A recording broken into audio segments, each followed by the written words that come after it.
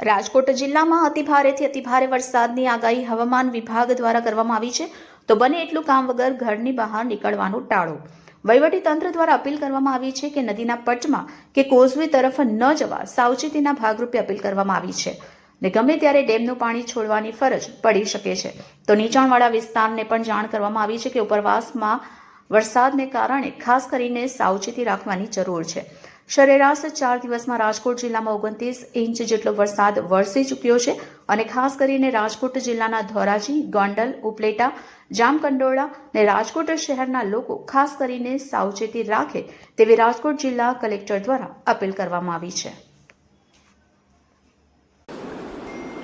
નમસ્કાર મિત્રો, જેમ આપ સૌ જાણો છો કે છેલ્લા 4 દિવસમાં 29 ઇંચ વરસાદ સરેરાશ રાજકોટ જિલ્લામાં નોંધાયો છે, જેના પગલે 2500થી વધુ લોકોને સલામત સ્થળે સ્થળાંતરિત કરવામાં આવ્યું હતું. 103થી વધુ લોકોને આપણે રેસ્ક્યુ કર્યું છે. અત્યારે જે પરિસ્થિતિ છે એ જોતા આગામી 2 દિવસો સુધી પણ ભારે વરસાદની હવામાન ખાતાએ ચેતવણી આપી છે.